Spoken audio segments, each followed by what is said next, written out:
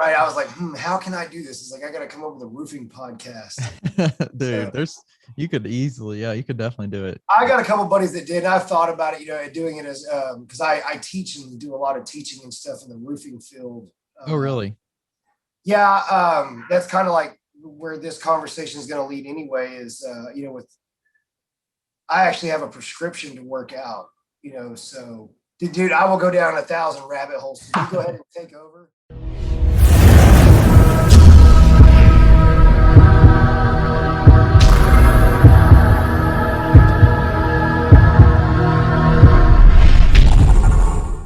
I'll just have you introduce yourself. Tell us a little bit about you. Yeah, absolutely. My name's Ryan Henderson. Grew up most of my life in Texas. I've lived here other than a short time in southern Louisiana. I was exposed to that culture and really loved it down there. Then spent some time in the military, 6 years. I did everything from airborne infantry to running special operations, explosive interdiction canines. Um, I always played sports, and my dad was always the letterman when he was growing up, and he was the typical 70s jock motorhead. So I had no choice in North Texas but to be good at playing ball. And I wasn't big enough for football back then. And, but I was a hell of a baseball player. I pitched and ended up going to college to pitch, and I boxed, and I was a Golden Gloves champion. And I won the Dallas Golden Gloves and took a silver medal to Texas State Golden Gloves. And that was a lot easier than football because everybody in the boxing ring was in like 8 to 10 pounds of you. So it was like, hey, we're all good, man. Um, but it was instilled in me kind of early in life, that the physical side of life, there was nothing wrong with it. I joke now, I'm high dollar blue collar, and I don't mind that at all. I grew up around, extremely educated and influential men that chose to work in trades just because that's what they wanted to do. And, scarred up, busted up, calloused hands, but none of them were ever going hungry. None of the ones I knew. But, I try to bring a more professional business aspect to it than some have, just to kind of change the image, just because to stay with the times and actually get ahead of the times. There's nothing wrong with that. The industry I'm in the construction, especially the roofing industry, was a white male dominated industry for the longest time. Now it's one of the most diverse industries. In every way, culturally,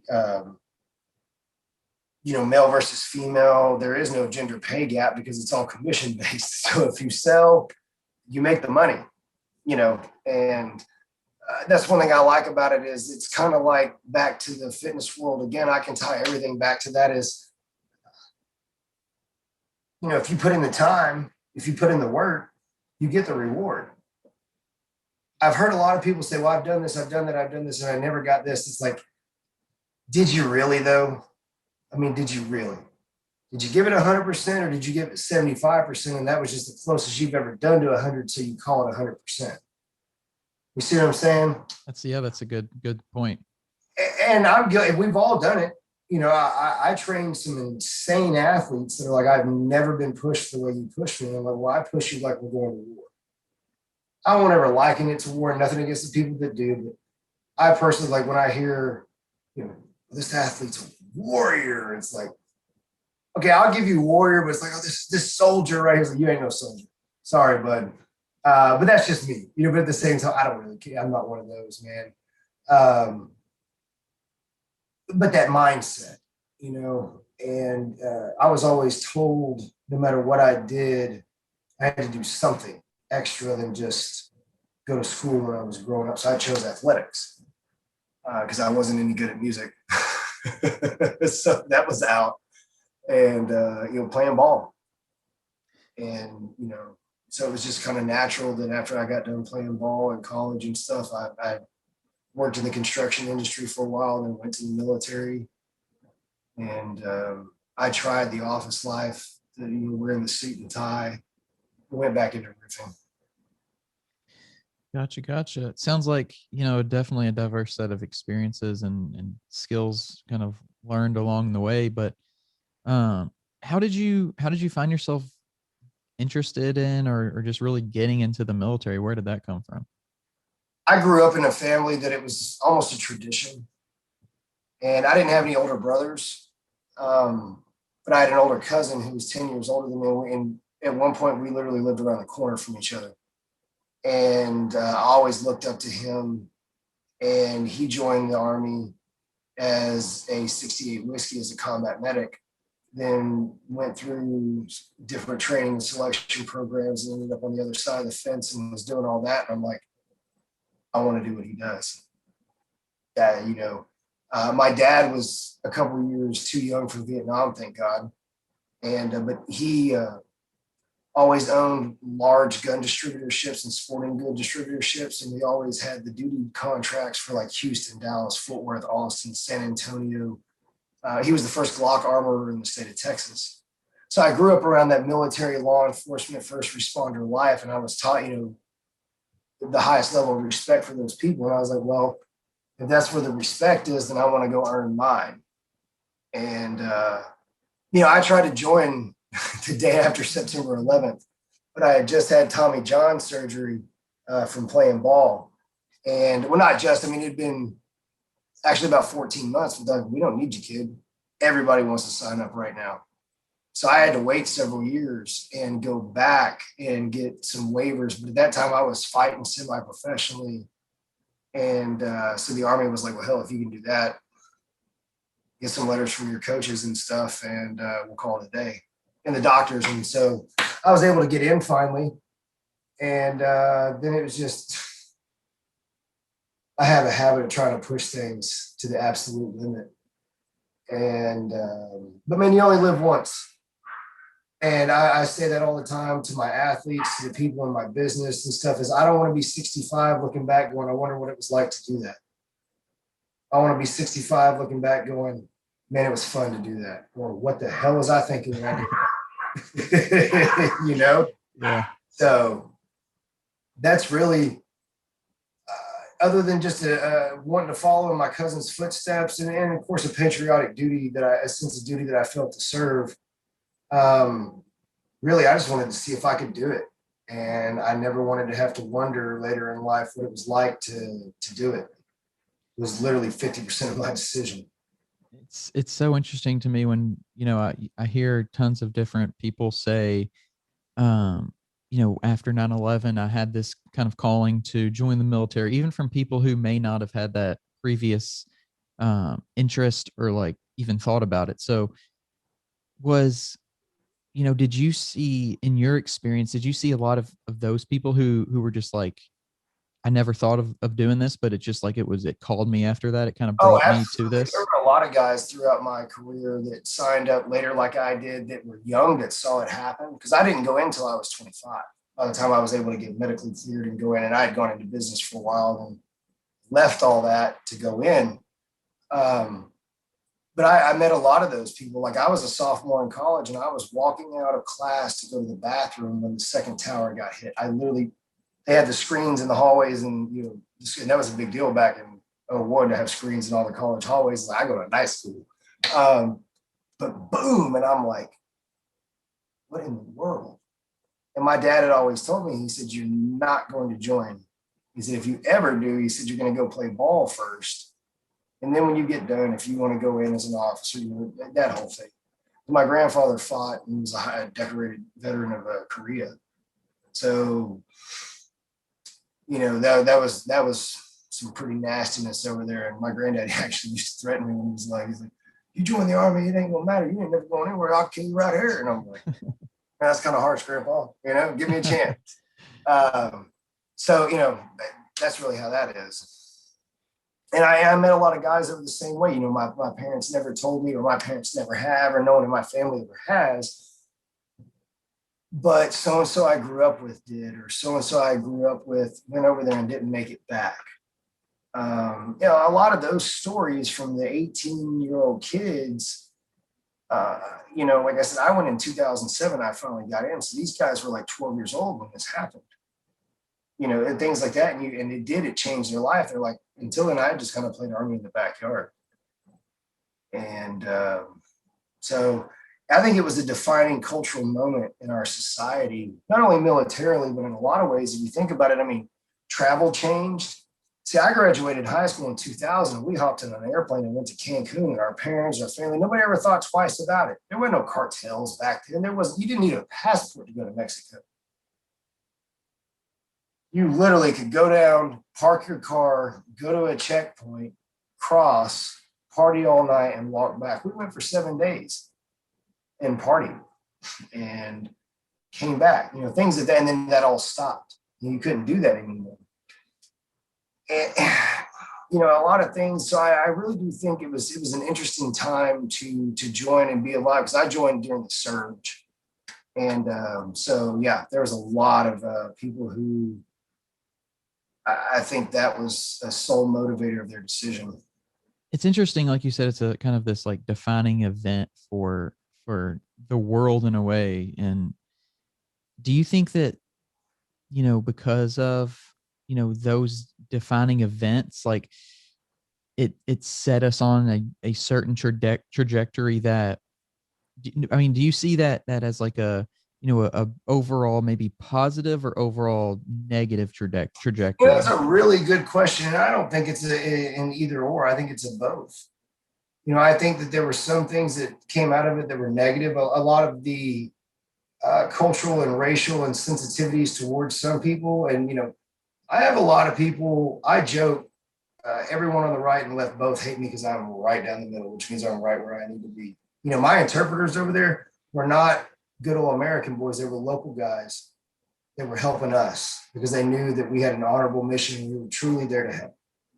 They're US citizens now. I love them.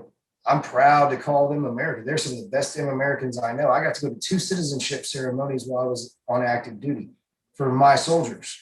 That's a beautiful thing, man. You want to bring a tear to your eye. If you're a patriotic American and you haven't been to a citizenship ceremony, you need to go. It's a beautiful thing. And so there was a lot of things like that, one of them, he was smuggled over here in narcotics from China at 6 years old, was already going to school and everything. He didn't need to do anything, but he felt the obligation. Once all that happened, he said, man, I gotta do my part. Came and served 4 years. Now he's a doctor down in Austin. Wow. Just cool stories like that, so going over there and actually doing our job as special operations infantry and airborne infantry, and with some of the other things that we were doing with the dogs and some of those teams, and it was necessary, but I'm not going to say that it was beautiful or enjoyable or that was a good thing. It was a necessary thing. But the relationships made that were fostered, that are lifelong, the brotherhoods. I had the opportunity to operate with men from other countries besides just the United States. And I've got friends worldwide now because we went through literal hell together.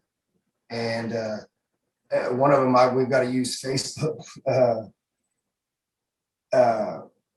translation to talk on each other's posts. And if not, we have an app where we talk back and forth. But he's a crazy Bosnian guy, and I love him to death. He's one of the best dog handlers I've ever met. And we used to run ops together in Afghanistan. And, stuff like that. That's beautiful. A lot of cool stuff. It brought a lot of people together. I mean, I wish we could relive 9/12/01 every damn day. It was a beautiful time. So, when it galvanizes people like that, hell yeah, it was a good thing. But there was some ugly that came with it too. Yeah.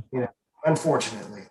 But I think life is that there's always a balance, and you can appreciate the balance or you can try to fight against it, but it's always going to work itself out, Right.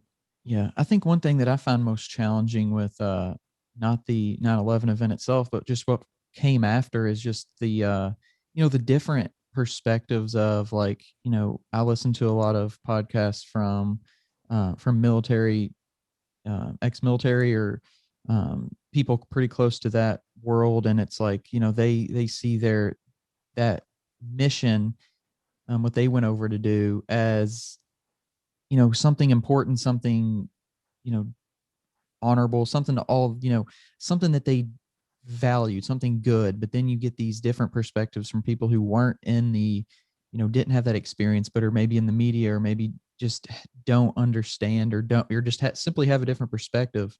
And it's just so challenging to really understand, like, what, what's the real thing here? It's like you don't really hear that from other things. I think, like, when I think about it, it's like, what was the last time, when was the last time we all thought like this is a really a cause worth fighting for? Was it, World War II? Because even after that, it's like, people are kind of divided on things. So Well, and here's the deal. You have to look back throughout history. One man's patriot is another man's terrorist. It's always been that way.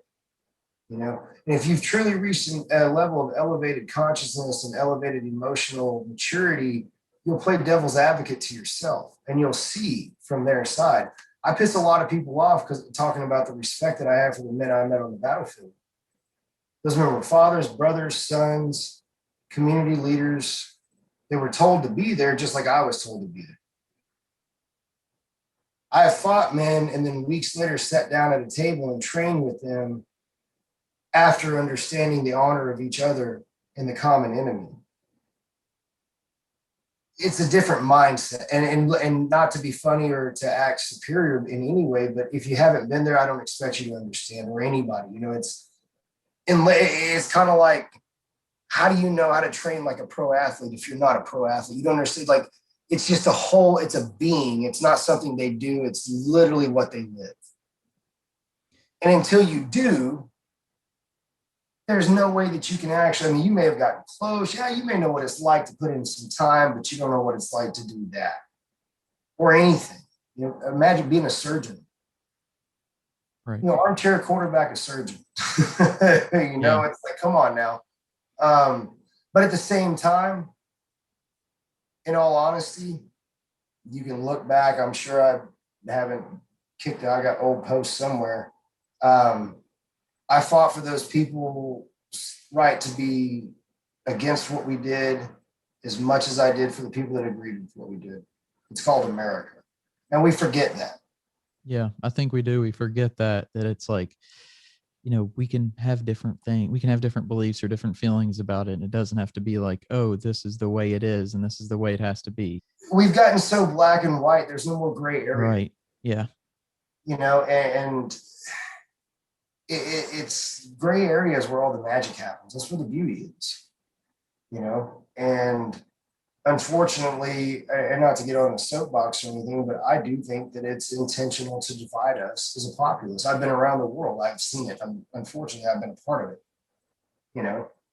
We're really good at it. Where's Big Brother? Anyway, hey, man. But for real, and because if you do that, then when you achieve total unity, then that population's unstoppable.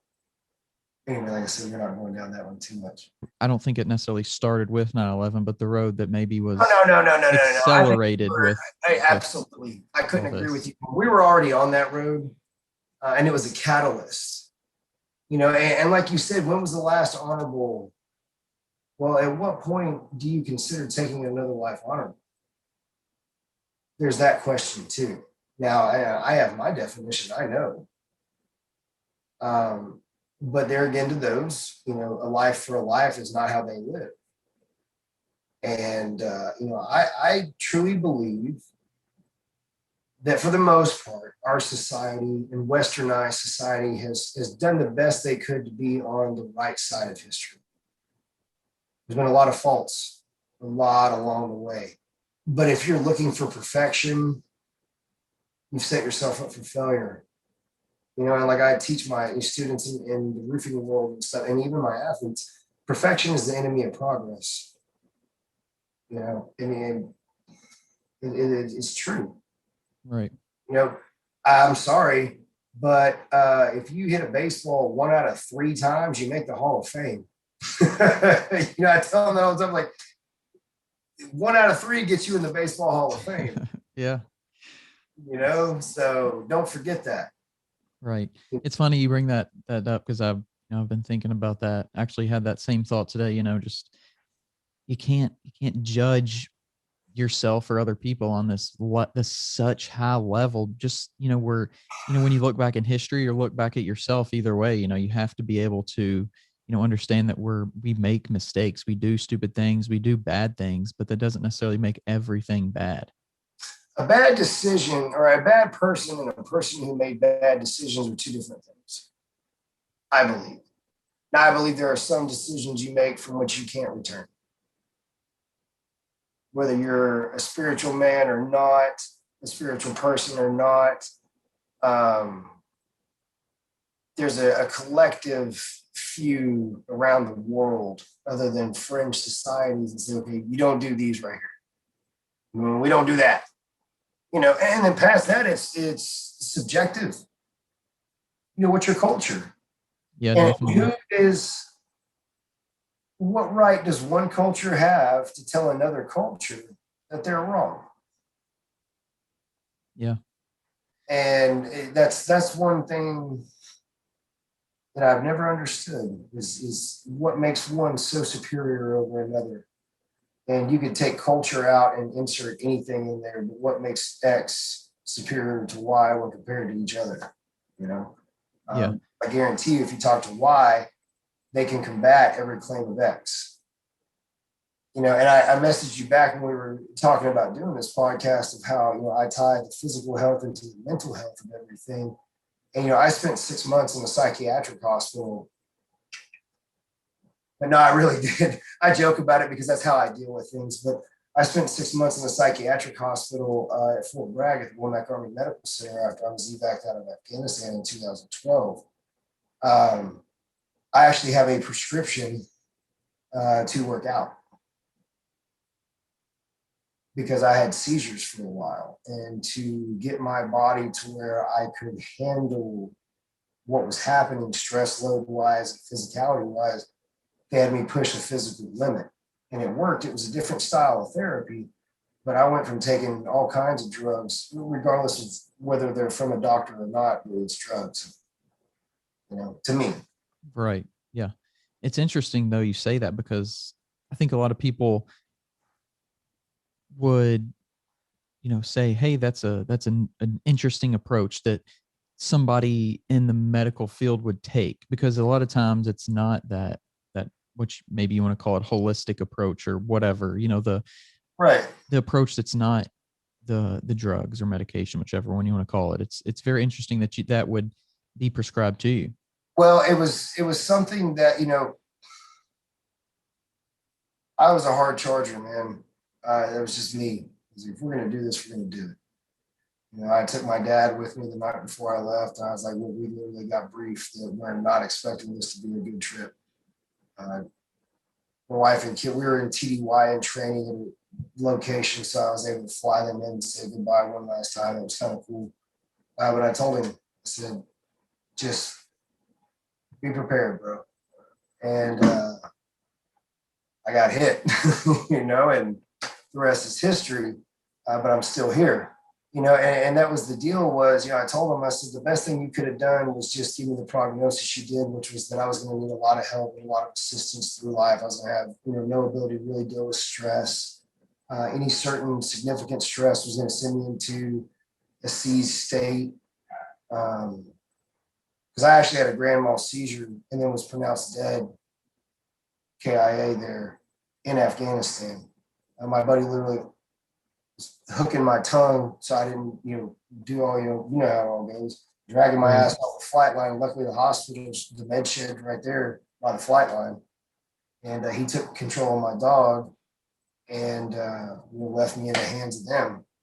And, that's how that all started. But, I got pissed off at the doctors at Fort Bragg because when I got to Womack Army Medical Center, we were one of the top 2 units in the military, the entire United States military, for drug abuse and suicide, not the 2 that you want to be the top of.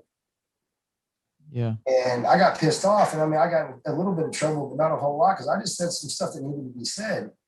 I was not in the right mind, but definitely have kept a lot more military bearing, but thank God I didn't, Right. And I had a little smart ass captain asked me, what are you going to do about it, Sergeant? I'm like, give me the authority to do something, and I will. And we started a workout program, no shit. And everybody kind of started going. The weekend I got there, I heard the CQ staff duty guys talking about they busted up a poker game where the guys were betting with meds. instead of money. That's how bad it was. That's crazy. And so I talked to the doctor and I said, hey, man, here's the deal. I said, I'm either going to die or, according to you, live the life of a damn near one state above a vegetable after what I've been doing for the last 6 years. I said, so screw it, man. Let's give it a chance. I said, what could happen? He goes, nah. He goes, see if you can mimic a seizure. See if you can push yourself that hard. And, I used to ride with the club, and, I was able to get out good just because I couldn't ride anymore because of the seizures. And so, I had to, hand my cut over, and, it changed a lot in my life. But I don't regret one bit of it. At one point, I've still got the Glock 40 in here with my teeth marks on the slides, or on the slide. And I had all my blood pressure and anti-seizure meds that I was going to swallow and everything. So by the time I did it, there was no pressure. It was done. I just basically opened it up and it was done.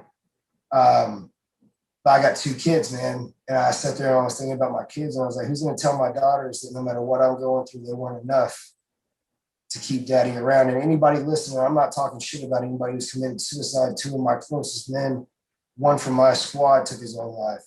I'm just saying, that's what stopped me. And so now I do a lot of stuff, both through my physical training, and I train PTSD service canines for disabled veterans, and work as a suicide prevention counselor through that. And my physical training, I used to train with an IFBB pro named Aaron Sparenberg. He's a top classic physique pro, masters champion. And I told him, I said, you training me, the positivity that you bring, that you put into me. I said, and nobody talks shit to me. Nobody, bro. I said, and you do. I said, and that just, man. I said, I take that and I use that. When I got back into the roofing business, the company I was with, my first year, I was Rookie of the Year, won one of the biggest awards from our local association. That's what these 3 right here. And the next year I won 2 in the same year. You see the USPA medals and RIPA medals over here on the wall.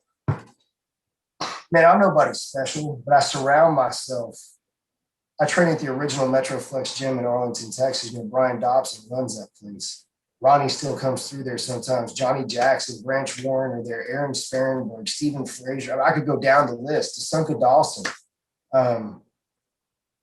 Robert Doherty and Carl winning both world record deadlifters. And so how do you not find success when you're in that environment? And I take that energy because I take a lot of negativity from a lot of people. I'm not like haters, but I mean, I purposely take on their negativity. I'm an empath to another level. And those guys in that environment give me a place to unload that in a safe and healthy environment so that I can continue to do that for others. You know what I mean? And not just the training, but like Brian Dobson, the gentleman that runs Metroflex, and he does so much homeless outreach that he would never tell anybody.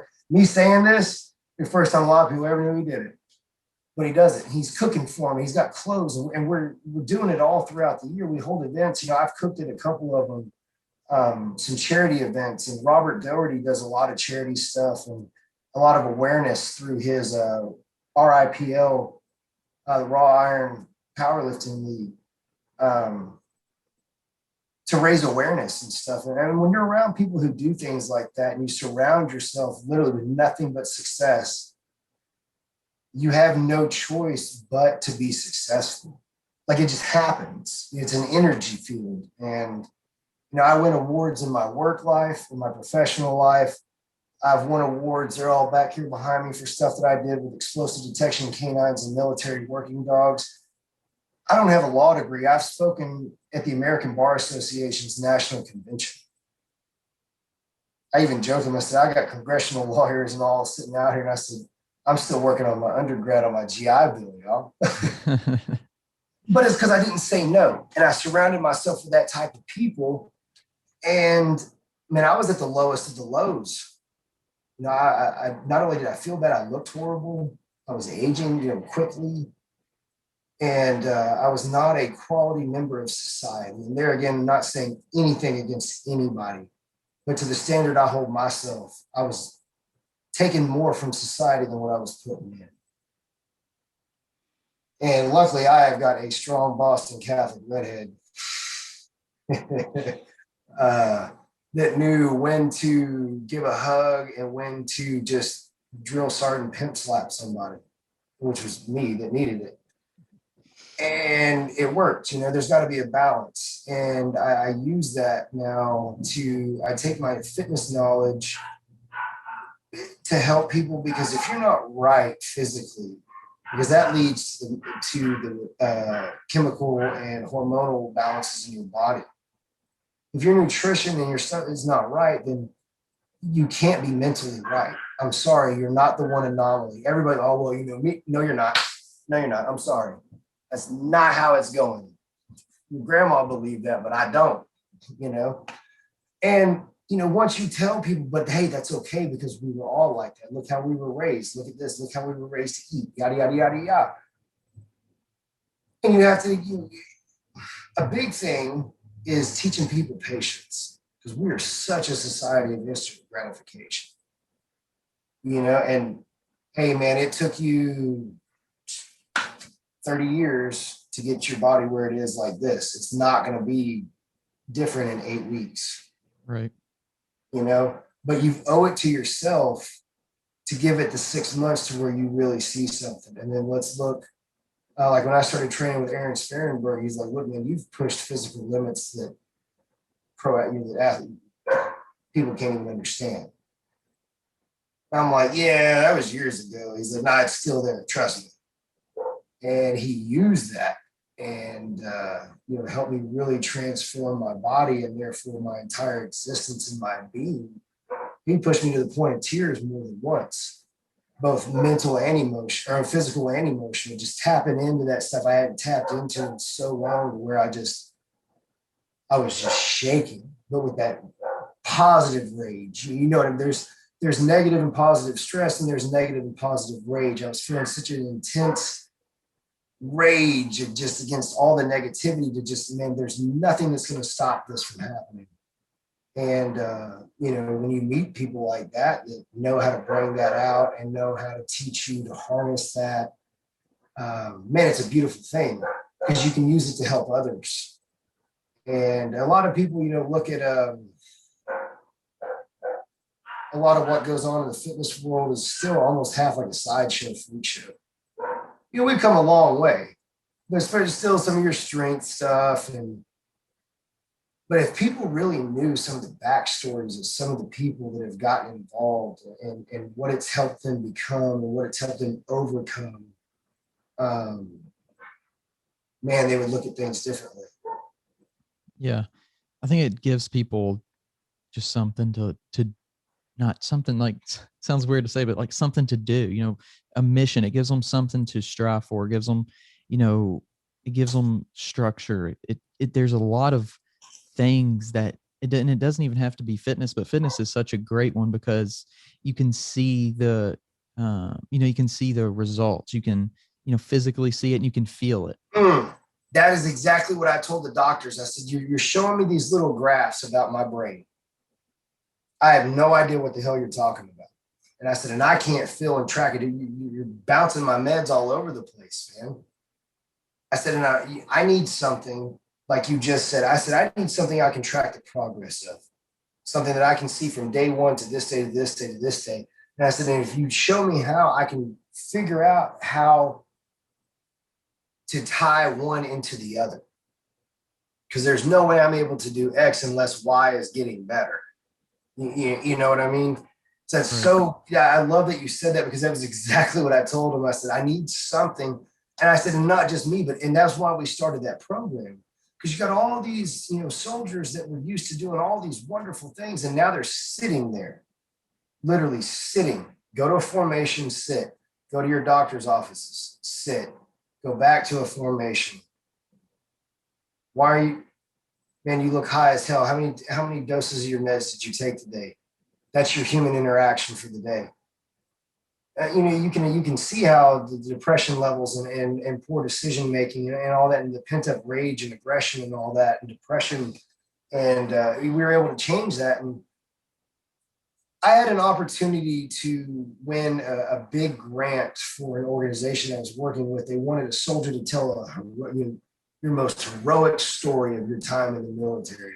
I knew what they wanted me to write. And I'm like, man, I don't feel bad because I know what I did was justified. I got the demons and all that, but I don't feel bad about what I did because I know what I did was for certain reasons, and that's that. But I was like, man, you know what? Nobody really wants to know what happened. We ain't going to talk about some of the things that happened after the sun goes down. So I wrote a story about what we did with the weightlifting program there at Fort Bragg at Womack. And I said, to me, I saved more lives doing this than I ever did with any shot that I fired, any room I cleared with my dog, any path I cleared with my dog. This is what saved more lives. This is what I consider my most heroic achievement. Of course, I didn't win because ain't nobody making a movie about that, you know? Right. But that was the impact that experience had on me, was it showed me exactly, truly, yeah, hey, man, I grew up in the Jersey Shore era. I didn't watch it, but my best friend did. You got those guys, the Guidos, man, the GTL dudes. And you know what? I love them. I got them in my gym. They're pretty cool. But then you've got a whole other side of it. You've got a business side of it. You've got a professional athletic side of it. You've got a therapeutic side of it.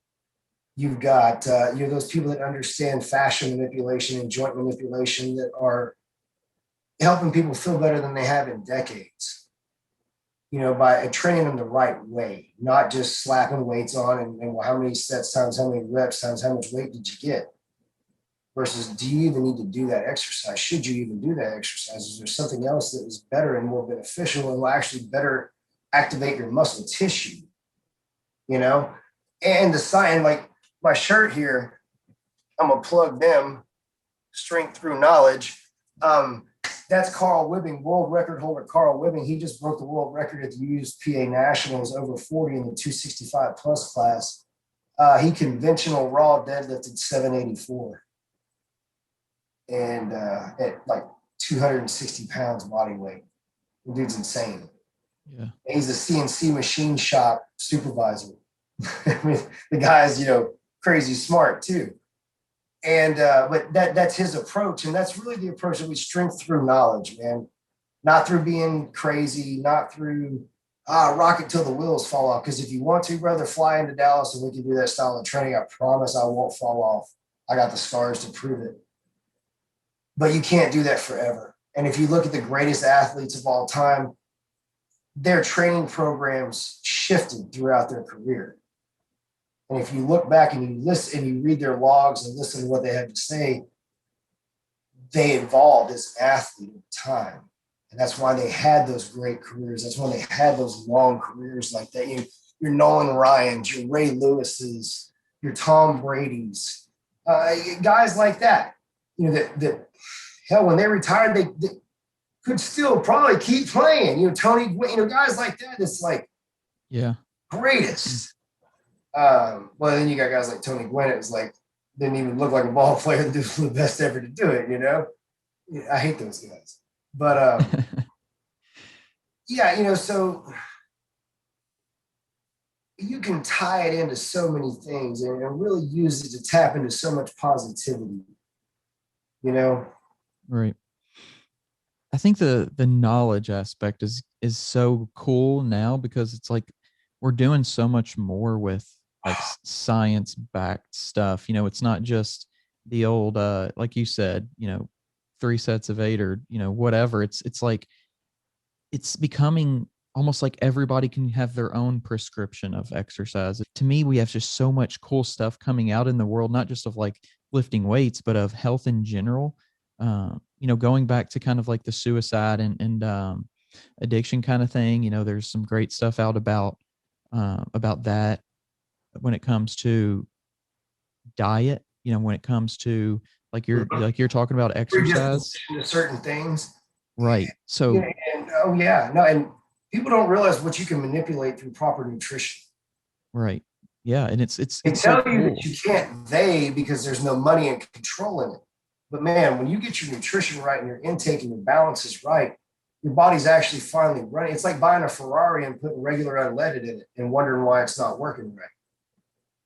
Yeah, it's I think it's just so much potential, and we're just kind of really tapping into it. I'm excited to see where it goes, when the research becomes, I think there's good stuff out there, but when it comes more solid, like, this is maybe saying that this could potentially happen if we do this, but whenever it's like this will happen if we do this, I think then when we start teaching people that, because even I got my degree in exercise science, and even just a couple years back, it was so kind of basic, like this. It felt like old school still, and just the stuff I've been learning on my own for the last couple of years, it seems like there's just so much different research being done on But and back a few years ago, it was almost like you were breaking the rules to use all this new science, and that's what because my knees and my back took a beating. I just competed in a bodybuilding show. I don't usually have this Trump tan going on, but I just did a bodybuilding show Saturday because I had to drop out of USPA nationals beginning of the month, and I was just kind of depressed about it. And I was like, you know what, I'm gonna do it. There's no way you can get show ready in 3.5 weeks now. I didn't do well in the open. I took fifth in masters, but on a 3-week prep, no shit, a 3-week prep. It's documented through Metroflex. I got up there and looked like I belonged up there. Not like I usually do for a show. But just to prove, hey man, at 39 years old with all my injuries, I'm under chiropractic care right now. I literally competed in an inch taller class in the classic physique division than I did last year because my spine has been corrected by my chiropractor so much. wow. I've gained just about 3/4 of an inch. And I have complete compression through my cervical and lumbar regions of my spine, and my C1 and C2 are about 17 degrees off. It's not fun. But I fought for a long time. Even after I stopped fighting, I trained, 4 or 5 days a week just because I loved it. I loved getting in there, swapping some sweat and blood, and man, once someone socks you right in the mouth and busts your lip, bro, and you crack them back and you see it kind of puff up, y'all are friends. Like, that's a different level of friendship, Someone hip throws you and you see the light, you're like, yeah, boy. Yeah, that's interesting. Closer, Yeah. And but I just, with my head injuries that I had, it just wasn't responsible for me to do things that could potentially cause, me to have blows to the head and stuff. So I had to give that up and got back into the weightlifting. And it was cool. The science is what allows me to do it. Yeah. And I think the strength through knowledge, the knowledge approach is what works best. At 39, I can't do what I did at 25.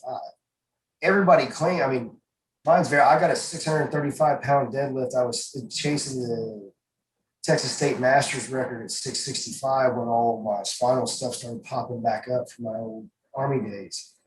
I was 30 pounds away. That's one good shot of ammonia and a good slap on the back in front of the right crowd. You got that, And I in the gym, I hit the state record on squats. My bench is nowhere near what it used to be. But in Iraq, I put up 455, weighing about 240 or so. And,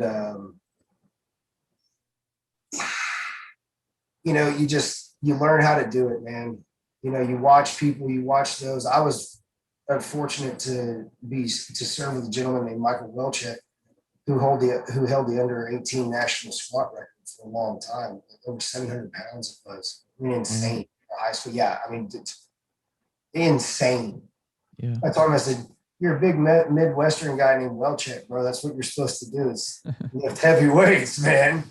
But he was chasing. I think the best he ever put up was 950 in competition, and he's my size. He competes at like 220, 230.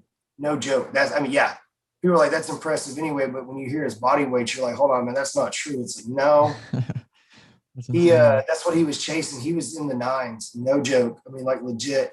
But when you learn how to lift from someone like that, and you learn the true science and the true benefits of how they do it. Hey man, stand this way. Hey, do this. Stop fighting your body. Learn to use your body. And it's like, if you're not on, linear planes and you're trying to fight different, it's all about physics, man. Yeah. If you understand the physics and the biology of it, you can do a lot of things you never thought your body could do. Yeah. I think we have so much potential within us, like just as humans, that we just haven't even like can began to unlock yet, just simply because we Oh, don't know. Like I was talking to a guy a couple weeks ago about the Wim Hof breathing method, and just like something as simple as breathing, how we can channel our breath and to do crazy things we never thought were possible. Like what else is there really, and within our own bodies, within our own control, that we can like unlock? That's kind of like what I'm so awestruck by. well, in the units that I was in, we trained at a place outside of Fort Bragg called Camp McCall. And it's a small little place where you don't want to go. Don't go there, man. Don't go. But like they would tell us when we first got there, and it always stuck with me. They're like, look, man, the human body is one of the most impressive machines on the planet. The human mind is the weakest. Once you get your mind to match your body, you are literally unstoppable. And that's what they did. They didn't make us into robots, but they turned us into machines. And they did that by literally taking you to the breaking point. Everybody's got a breaking point. I don't care how tough you are, how bad you think you are. You got a breaking point. Are you man enough to really hit it and then admit that's where it is, and then learn how to push it even further? And that's what it was all about.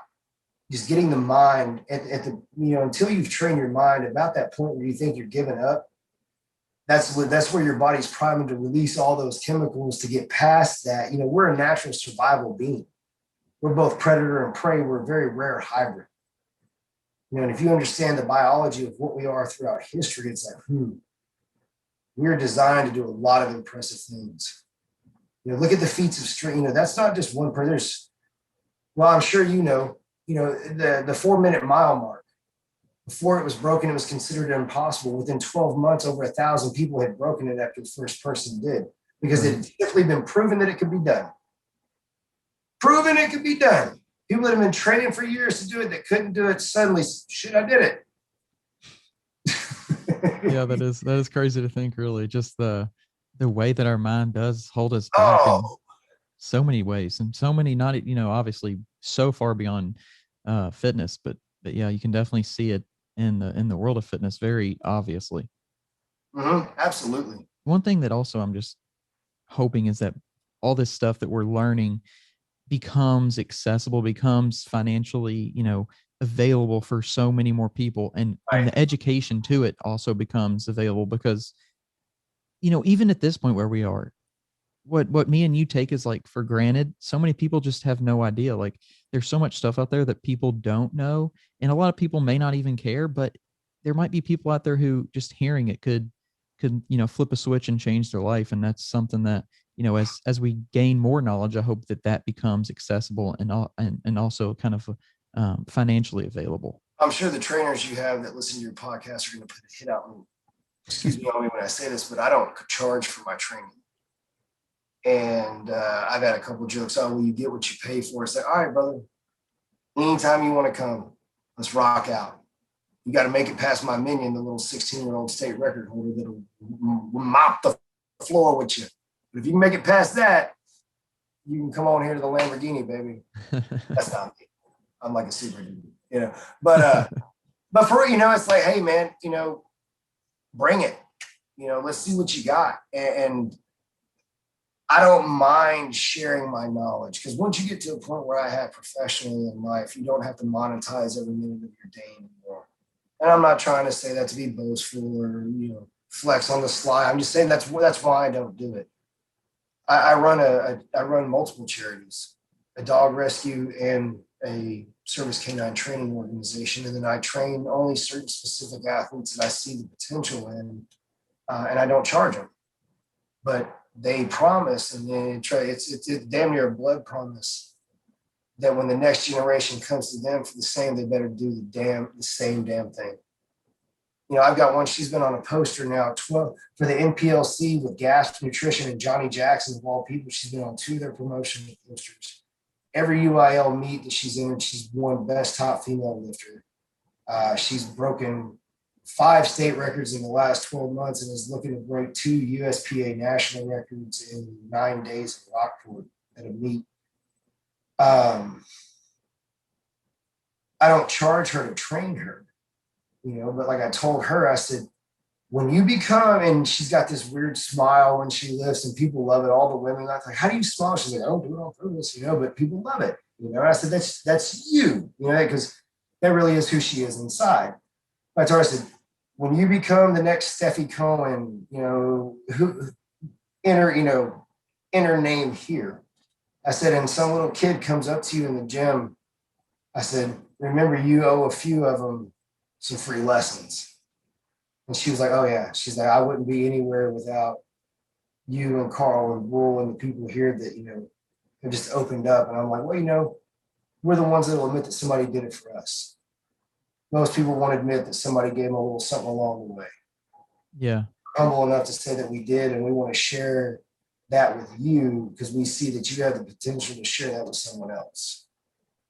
And that's another beautiful thing in the fitness world and a lot of other things, but that I see a lot in the fitness world is you have your people who forget where they came from, but it seems like you have a lot of people who remember that they had a day one too.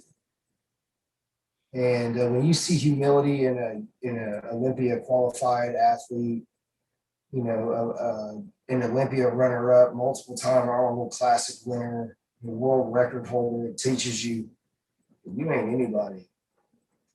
They're who everybody wants to be, and they can take the time to be a nice person and help somebody out. Just sets a tone and a standard.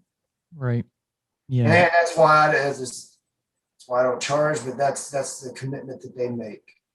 And nothing. Hey, if that's your profession, by all means, hey, get paid for what you do. I promise I ain't taking nobody's clients. I only train like 3 or 4 people. But it's okay to give back. And fitness and the knowledge of fitness and nutrition is one of the ways that I've chosen to give back.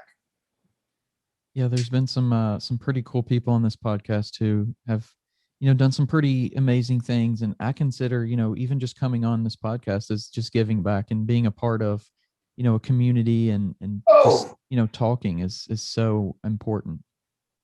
This is the second podcast I've gotten to be a part of, and the other one was not for the fitness world. It was to do with roofing and everything. And I love this. I love what you're doing. I can tell people, you may not reach 10 million people, but you may reach the one person who reaches 10 million people. Yeah. You might be the best example somebody has. So be worthy. Yeah, yeah, I really like that because that's true. It doesn't have to be, you can reach, it's kind of like advertising. You can reach 10 million people and none of them are, your target, but you reach that one and you make a real impact. And that's the same in the dog rescue world. And the other stuff is there's some very eccentric personalities out there, but they have a lot of money and they have benevolent hearts, and it's like, I don't need to talk to all the cool people that are like, oh, yeah, share it on Facebook. Please do raise awareness. But I need to find that one person that'll write that 6-figure check to fund the organization for the next few years, or that will listen to me about some friends of mine, or, and cut it between all of us and really help a lot, and it's the same aspect, Yeah, absolutely. So getting kind of into your own like personal fitness and stuff, like whenever you talk about, pushing yourself and, being prescribed to just go kind of really go hard, what did that look like at the beginning? What kind of stuff were you doing to push yourself that hard? I was doing a lot of compound exercises because I was going out of the barracks, and we had a field house gym not far from there. And it was me, a couple nurses. There was a vet tech, this one monster dude. I never found out what he did. And another guy that was from another team that got hurt. We'd always end up there in the middle of the night. And we just get in and just bang it out, man. A lot of presses, a lot of big compound presses. Because that activated the most tissue, and it's those gorilla movements, man. It's those caveman movements, and whether you're trying to impress her enough to walk her out the door or not, when you got a room full of other guys and females, and you're one of the bigger, stronger ones, and you start pressing, people start looking at you like, shit, throw another 10 on. Don't act like it don't happen. I ain't the only one. Oh yeah, definitely. We all do it. We all do it. We all hold it for a little. Hey, did they see? All right, go down, go down. Oh yeah. And that's really how it started, but it worked. And then a little bit, I got back to where I could talk a little shit, start competing with people in the gym, in a healthy way. And then when I got out, I had a very physical job. I was liquidating warehouses in a very rough part of South Dallas, and for good reason, it was just me down there, and may or may not have been strapped. But that's what I did, man. I ran a forklift and I moved big plumbing fixtures, and then I went into the car business and just kept training because, man, there were so many people I saw in the car business that just got so out of shape because of the stress and the pace of the lifestyle. They made a lot of money, but they were unhealthy and they're always pissed. Everybody had been divorced. Everybody felt like shit. Everybody had all these health problems, all the blah, blah, blah, blah, blah, blah, blah. And I'm like, what have I gotten into? And I got a little big for my clothes. I ain't gonna lie. And I tried to put on my multi-cam pants to go hunting. And I was like, oh man, this ain't good. And I realized that I was getting real deep into a depressive hole too. And for several reasons. And I was like, so I started going in the middle of the night, because I ended up being a used car sales manager just because, as you can tell, I may have been described as loquacious once or twice. Excuse me. And so I would close down the dealership and then go lift till 12, 1 o'clock because the fam was already asleep by the time I shut down the last deals and got out of there half the time. So it was like, hey, might as well go train. And I just wouldn't come into the dealership till like 10 or 11. And then I really started getting back into it. I met Aaron Sparenberg. I got back into roofing, which is a much more physical job than selling cars. And it afforded me the extra income to invest in the time to spend with an IFBB pro coach at that level. And I don't want to be a pro, but man, if you want to learn how to be the best, you need to learn not all the time, but you have the best chance of learning from someone who's been one of the best and who's been there. Train with somebody who's where you want to go. Yeah. If you're trying to get here and they're here, well, why are you taking their advice? Because I promise you can find somebody who's here. And that's what I did. And he was a very jovial, personality. Everybody in the gym, he's always, he's big, I think Belgian Canadian. He's from Canada, but I think Belgian. This big. Y'all Googling Aaron Sparenberg, you'll see what I'm talking about. But when he knocked you out of the way, it wasn't because he was a jerk. It's because he's giving you a hard time. Boom, yeah. It's like, oh shit, it's Aaron. He's like, hey, everybody, and he was just a dude, and kind of like Lebowski, but the weightlifting, Lebowski. And that really kind of gave me, like I said, a spark to get back into it. And then after I'd kind of put in my time with him and earned the right, he took me to Metroflex with him. Oh shit, I hadn't trained like that since I'd been on active duty. We had a guy in our unit that was sponsored by TYR, and he did ultra endurance events and stuff. And he and I would just bang because I was a fighter, and I worked at the fight out. And I did a lot of stuff at the battalion level with the combatives, and this guy was a very accomplished grappler as well. I mean, his endurance, I never saw him breathe hard once. And no joke, he was the dude on our lunch breaks. He would bike down Rifle Range Road and back. Y'all been at Bragg, y'all know what I'm talking about. He would bike down it and back at lunch. And what's up, y'all? What the hell is wrong with you, man? It's like it's North Carolina, August, and you biking in full uniform at lunch. It seems like there's just so many like people that really do push themselves to limits, to the bro. limit. Yeah.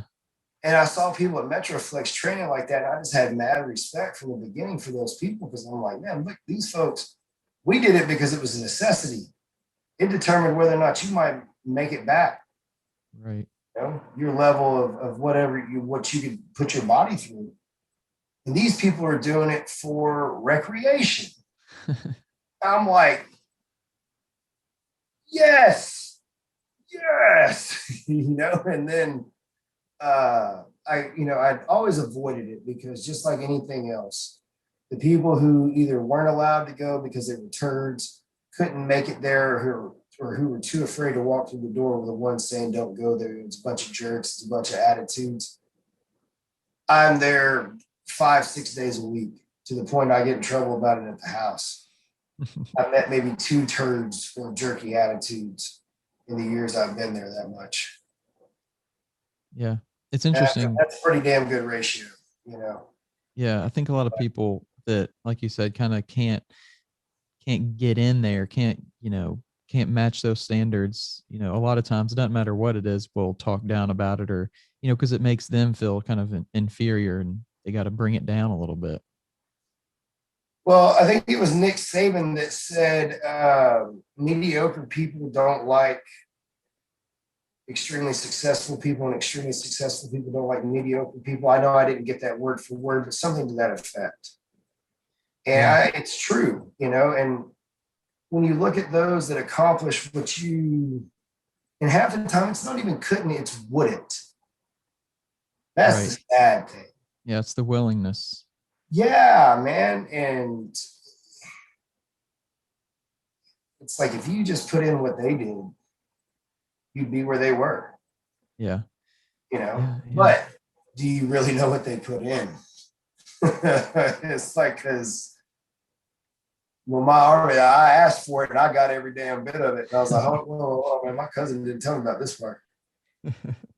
He didn't tell. Hold on, man, I'm gonna call him. Yeah. To me, it's so interesting to be like, what makes somebody willing? That's the crazy part to me. Like, is it something you can flip a switch on, and even the most unwilling person, or is it just some people just will never get there? A lot of what we did was based in psychology. And as leaders, we had to read a lot of material on being able to motivate our subordinates and our peers to do things that, one, may go against what their moral compass was, as a bringing, because a lot of people, you don't take life, period, things like that. To teach them because you can't mimic the stress of combat outside of combat. You can try to get the body and the mind to experience similar levels of stress so that you don't, go into shock or anything.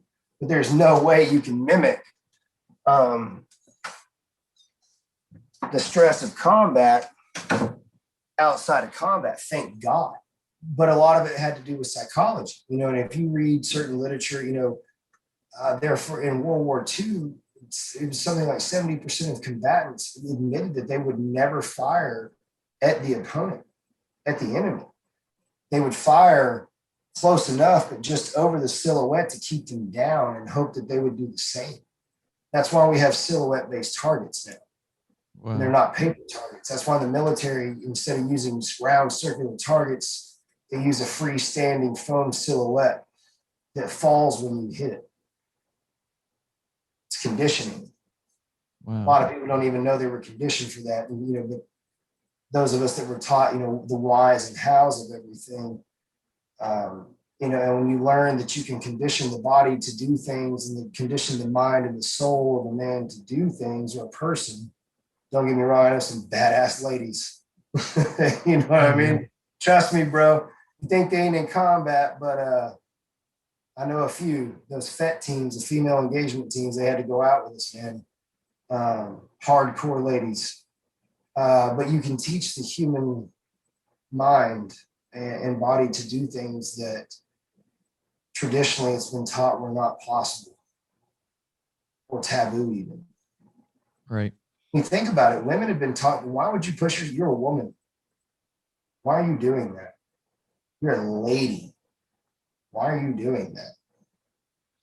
Yeah. Really? I don't know where it really through the Victorian era and the Renaissance period is where we had that cultural shift to what a woman was. Shit, hey, let's take it back a little further. Let's bring back the shield maidens, bro. I got two daughters, and one of them is no joke, a Gracie trained competition fighter. She's got a lot more medals than I do.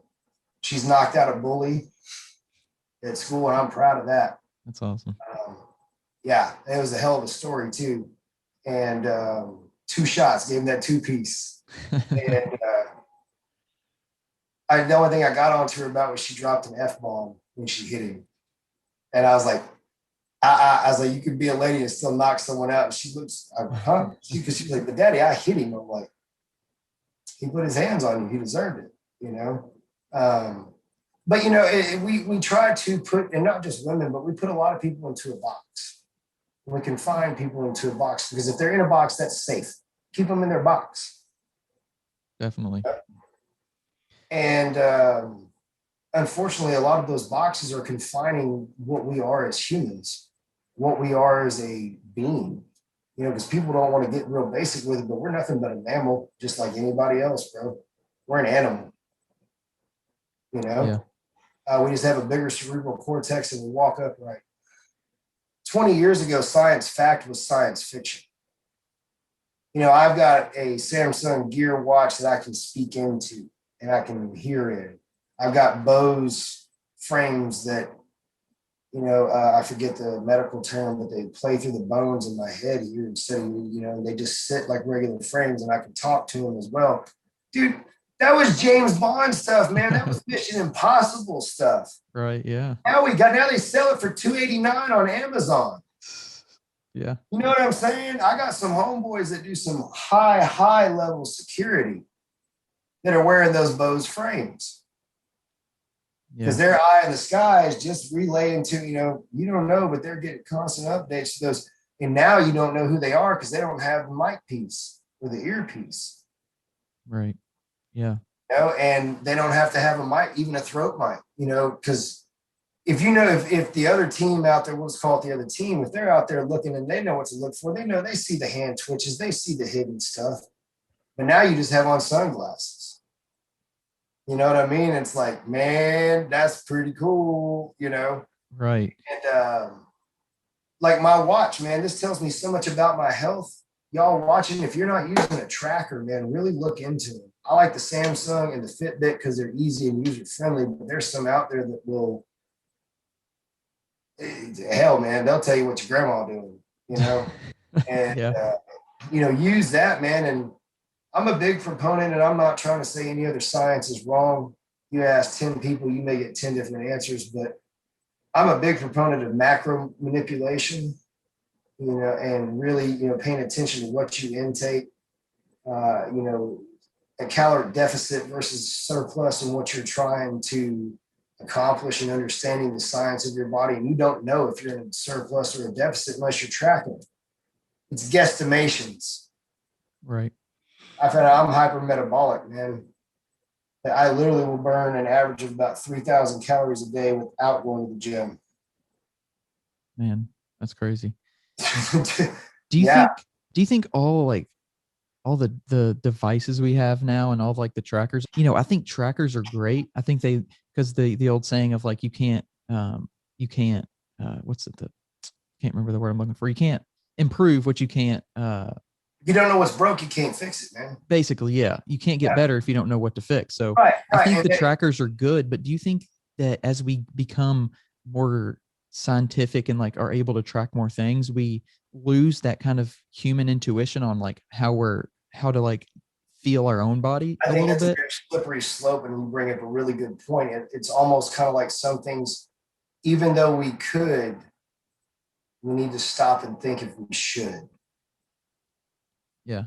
You know, and if you're using them for the right reason and you understand why you're using them and you don't become manipulated by or hung up simply on those numbers, because it's simply just another tool to use. And guess what? Old school athletes were setting records that still ain't been broken. And they didn't have any of that stuff. Half of them, I seen pictures of Olympians with 2 different shoes on. or no shoes. Yeah, you know what I'm saying? So hold up, man. Yeah. At the end of the day, how bad do you want it? And are you tough enough?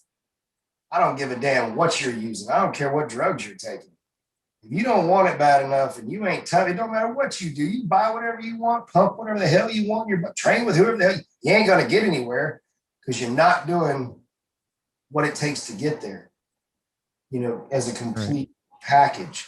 If you were Right. doing it right, you wouldn't need all that other shit anyway. Right. You know, and I completely believe in the psychological, physiological connection. It's been proven to me more than once. Right. Yeah, I think it's so important for people to kind of like what you just said, like you have to give it all. You have to do what you can do before you start even reaching for maybe a supplement or this or that. You know, I think a lot of people are are looking for that. How can I give 80% and get the other 20% from a pill or from a powder, from a, you know, from a shot or from whatever, from a whatever, you know, whatever it may be. And you know, what you're doing, you know, what you're helping other people do and what you're surrounded by, you know, just giving it, you know, literally finding your edge. And a lot of people have no idea where that is. And, you know, it's a scary place to go. So it certainly makes sense why people don't want to go there, but Yeah, you it's got a good point. It is. It's a new territory for a lot of people to really push yourself to. And we've had to have that conversation with our young stud. We call her the minion. She's opened up some levels in her mind and her psyche just by pushing past them. She didn't even. I said, girl, go take 5 minutes. But guess what? This is where most people would call it a day and said, hey, man, you hit that level. Your ass has 8 sets left in this workout block. So go wipe it. You know, wipe your tears, take a deep breath, get your ass back in here. But that's why she's a 5-time record holder at 16. You know, and that's why she's welcome to train with world record holders and professional, you know, Olympia level athletes. And I'm just using her as an example. She's completely drug free, completely PED free. Um, she doesn't advertise herself or her body. Her accomplishments and her physicality speak for themselves, and that's all she uses. Hell, we promote her more than she promotes herself, but she's so damn shy, you know. But we don't even let her have pre-workout except on a meet day. One, because she's off the walls, and it's like, all right, then somebody can just go lock her ass in the locker room. You can't deal with it. And two, it's like when I had some great fight coaches that we did a lot of competition training, but most of my fight training was from the combat aspect, from a practical application aspect. So all that hoorah, bouncing around, getting all fired up, that doesn't work, man. Because when all that's gone and that adrenaline, all that's gone, now what are you going to do? yeah. I need the guy who literally can go from sitting in the recliner I'm sitting in, snapping the neck, and then go have dinner. Because the one time he needs that adrenaline spike, boy, he has that added into it. Oh, son, just get out the way. You think the Hulk's going to do something? Watch this dude. You know what I mean? Yeah. Uh, and we train her the same way. So, hey, if you're used to hitting those numbers and banging out what you do with no help at all, imagine when you get a little scoop of help. You know what I mean? Yeah. Yeah. You know? Yeah. And that really, that's what it was designed for in the beginning. It's been marketed, you know, as a daily use and hey, take it all the time, blah, blah, blah. It's not really what it was for. Yeah. And now you Yeah. got people who really don't know what they're doing, and they'll take it before a cardio session. It's like, whoa, whoa. There's definitely just a lot of information out there, and who know, you know, not who knows, but what's right or wrong, but like there's just so much right and so much wrong out there that it's hard to sift through that. No, And you're right. And I encourage anybody, especially who's getting started out, to consult someone who, like I say in my business, who besides you says you're as good as you say you are. Find yeah, somebody with credibility and ask them.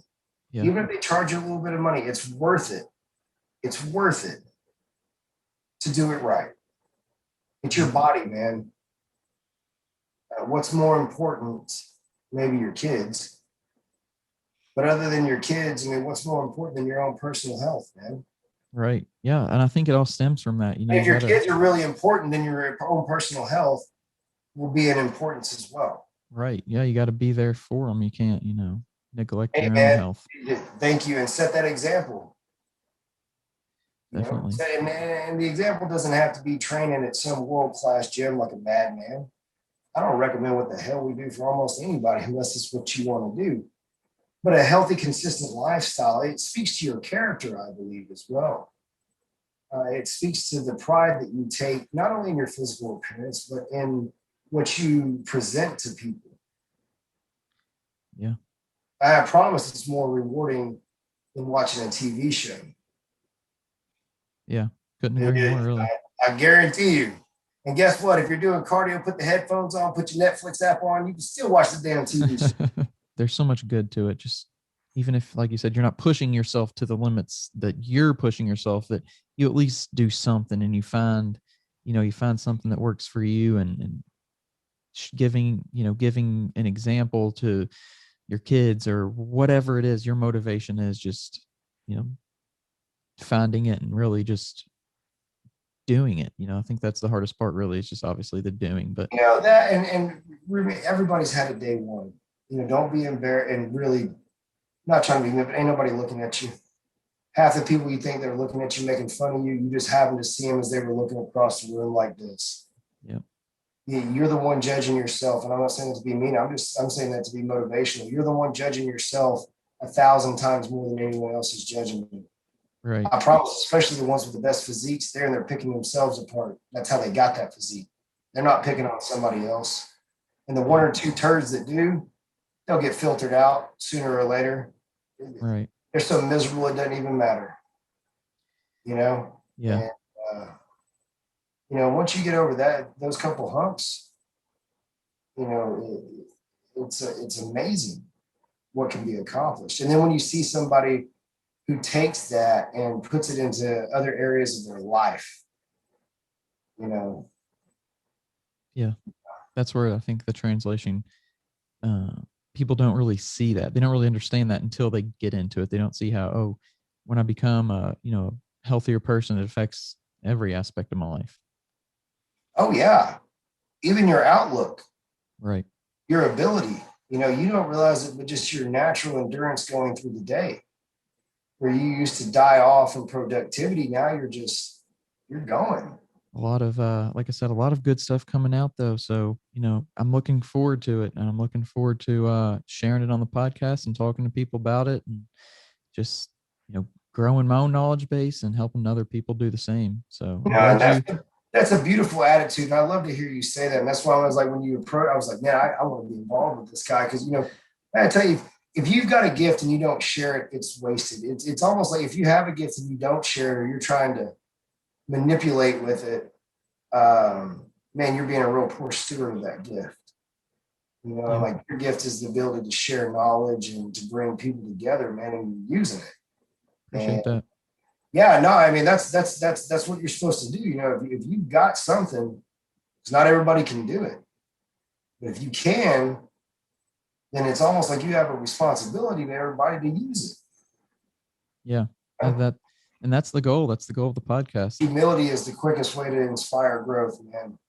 I had a young lady, she was saying, we were talking about some things in training, and she's like, I don't want to sound ignorant. I said, well, you're going to. I said, that's not a bad thing. I said, because by definition, until you've been educated, you are, she's educated. She goes, ignorant. I'm like, yeah. I said, purposeful verbiage, girl. Come on. Perfect. That's one of the steps right there. Purposeful verbiage. Come on, get all that out of your head. There's nothing negative about not knowing about something. Right. There's negativity in not asking, you know. Yeah. Uh, it's just helping people, feel comfortable and branching out a little bit. Definitely. Yeah. And that's another thing, just helping people out. And you're doing a great job of that, you know, with what you're doing across the board, really. You know, you're doing it in so many different worlds. And it was cool to hear about that tonight, and cool to be able to share it on this podcast. So, you know, I really do appreciate you coming on and sharing some time. Oh, absolutely. It was my pleasure to share it. I had a great time. I appreciate it. It was a pleasure to be a part of, and I look forward to seeing where you go with your podcasts, and anybody that's trying to help people and put back in like that and spread positivity. Uh, that's a great thing. if you just want to share where people can find you on social media and can, get in touch with you if they want to support any of your stuff going on. Yeah, we're gonna have, if you want to check out the Service Dog organization, we literally just got the new one up and running. It's called Charlie Mike Service Canines.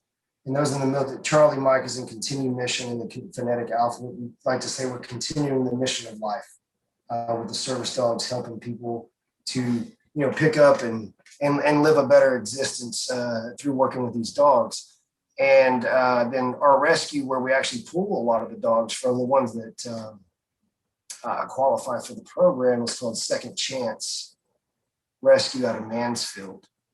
And if you want to, on my social media, it's my IG is big.hendo, HENDO, like Henderson, big.hendo.1129. And from there, you can find a lot of the really inspirational people that I'm associated with at Metroflex. You've heard me mention the minion on here at Jessie.B.R. Jessica Flash Rosales is her name. You got Robert Doherty, the North Texas Bull, and Carl Wibbing, WWL or STK, or the STK way, if you want to check that out. And yeah, man, I always encourage people, never stop learning. Never stop learning, because there's always somebody who, even if the approach doesn't work for you, you can try it and realize that doesn't need to be in your toolbox. Just always look at it from a positive way, man. It's never a waste of time. A waste of time is your ass sitting down and not doing anything. Yep. Yep. That goes for you. That has nothing to do with it. That's anything in life. And look at you. You saw a need, you filled a need, and you're doing something. I wish I had a podcast. Well, guess what? You do. Yeah, and don't get down on yourself if you've been, maybe you want to call wasting time. It's never too late, and you can always start. There's no. I'll end with this. One of the best things I heard here lately, and I did not come up with this at all, but it was talking about the little blurb was, so what if you're 32 in 4 years when you finish your college degree? You're going to be 32 in 4 years anyway. You might as well have the degree to go with it. Yeah, time's going to pass. And I was like, man, and that just hit me, and it was like, okay. Life is never going to stop anyway, so I might as well maximize every chance I have while I'm living it. Right. Yeah, that's very true. The time's going to pass anyway, so do something with it. You never know who you're going to inspire, Absolutely.